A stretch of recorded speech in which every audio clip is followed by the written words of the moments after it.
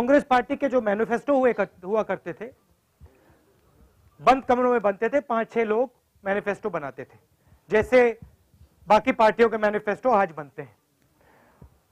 हमने एक नए तरीके से मैनिफेस्टो बनाने की बात शुरू की और जो भी हमारे स्टेक होल्डर्स हैं उनसे जाके हमने पूछा कि भाई आपको मैनिफेस्टो में क्या चाहिए।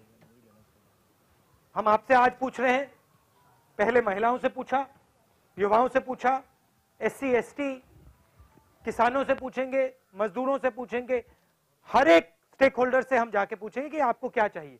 और जब आप हमें बताओगे हम उसको मैनिफेस्टो में डाल के जब सरकार आएगी हमारी तो उस मैनिफेस्टो को लागू करेंगे। तो आपकी आवाज मैनिफेस्टो में जाएगी और फिर सरकार आपकी आवाज पे एक्शन लेगी। ये हमारी सोच है। I mean, Panchayat is very strong, no doubt. But Panchayat leaders are very weak because they are not leaders, they are elected representatives.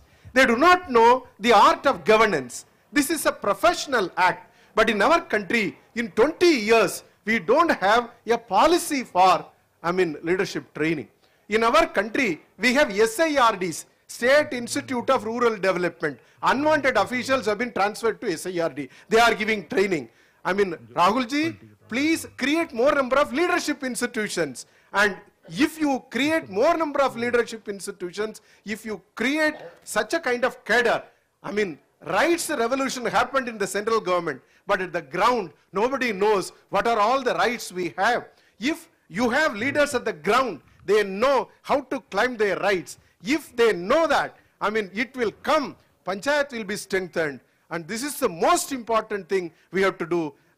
Such a kind of leadership school, we want to empower the people. Empowerment happens only through educating the people. More democracy to the people, more voice to the people, not noise to the people. In this country, people are making always noise, not voice. But voice could be created at the ground through Gram Sabha. Let them speak anything. We will listen. Somebody has to listen. जो ये प्रधान प्रमुख है जिला पंचायत, इनका काम केवल विकास का काम है, तो जो प्रधान है इसको बड़े स्तर पर कीजिए, कम से कम 10,000 की आबादी पर ग्राम सभा बनाया जाए और जो वहां पे मेंबर हैं उनको और पावर दिया जाए तो करप्शन रुकेगा उससे, और सारा कुछ उनको मिनी चीफ मिनिस्टर के रूप में उनको पूरा पावर दिया जाए तो आने वाले दिनों में करप्शन रुकेगा और क्रांतिकारी परिवर्तन होगा। सर, हम चाहते हैं कि प्रधानों को और मजबूत किया जाए, एक मिनी चीफ मिनिस्टर की हैसियत से उनको लोकल स्तर पे उनको अधिकार दिया जाए और उनका स्वरूप और बड़ा किया जाए, ताकि जो कांग्रेसी हैं वो जाति और मसल के नाते और पैसे के नाते जो ये चंद लोग चुनते हैं प्रमुख और जिला पंचायत,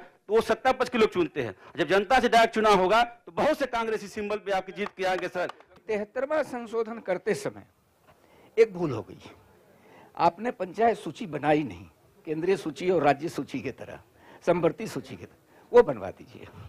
एक दूसरा कि गांव छोटा हो या बड़ा हो उसको गांधी जी के अनुसार स्वतंत्र पंचायत का दर्जा दिलाइए, ये दूसरा सुझाव है।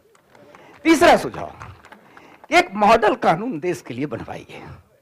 एक चौथा सुझाव है, जो पंचायत प्रतिनिधियों के कलंक के मुक्ति का रास्ता निकलेगा।